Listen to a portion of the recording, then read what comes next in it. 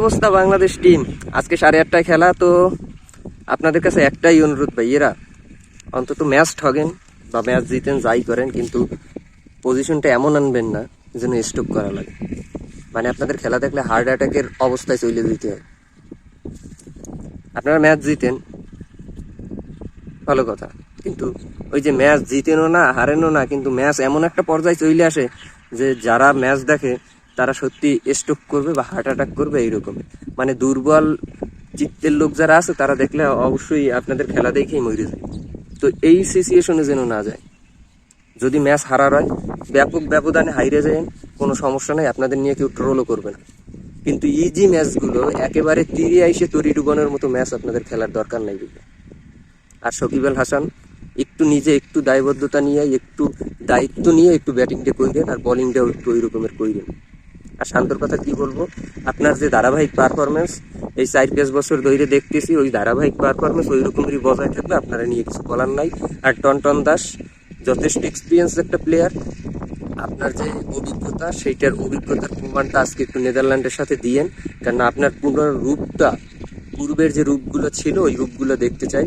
সবাই কিন্তু আপনাকে যতটা ট্রোল করে, কিন্তু তার পাশাপাশি কিন্তু আপনাকে নিয়ে সবাই বেশ কিছু ম্যাচ আছে যেগুলো নিয়ে গর্ব করার মতো, এবং আপনি ওই ধরনের প্লেয়ার এবং ওই রকমের এক্সপিরিয়েন্স আপনার আছে, যে কোনো ম্যাচ আপনি চাইলে কিন্তু ইজিলি জিতাতে পারেন। তো আজকে একটু সবাই নিজেদের থেকে নিজেদের যে দায়িত্বটা আছে দায়িত্বটা পালন করেন, এবং গিয়ে সর্বোচ্চটা দিয়ে আজকে ম্যাচটা একটু উইন যাতে হয় সেই ট্রাইটা করেন।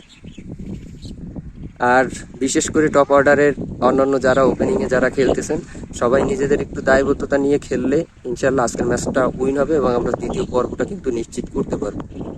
আর বাইচান্স যদি আজকের ম্যাচের রেজাল্টটা একটু উল্টা হয়, কোনো কারণে যদি হেরে যান, সেক্ষেত্রে কিন্তু দ্বিতীয় পর্বে যাওয়াটা আমাদের জন্য খুবই কষ্টসাধ্য হয়ে যাবে।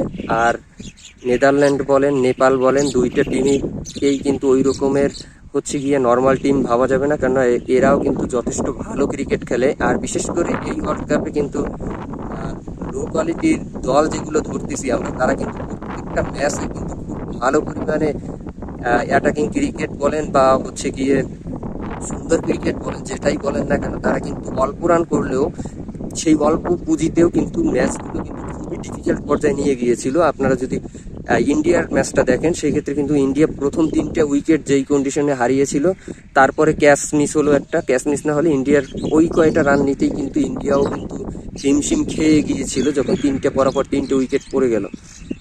এবং বলতেছেন ইউএসের মাঠে রান হয় না, ইউএসের মাঠে রান হয় না, ঠিক আছে, বোলিং সহায়ক মাঠ, কিন্তু ওয়েস্ট ইন্ডিজের মাঠেও কিন্তু ওয়েস্ট ইন্ডিজ নিউজিল্যান্ডের যেই লাস্টের খেলাটা, সেই ক্ষেত্রে কিন্তু মাত্র 149 রানে কিন্তু নিউজিল্যান্ড কিন্তু সেই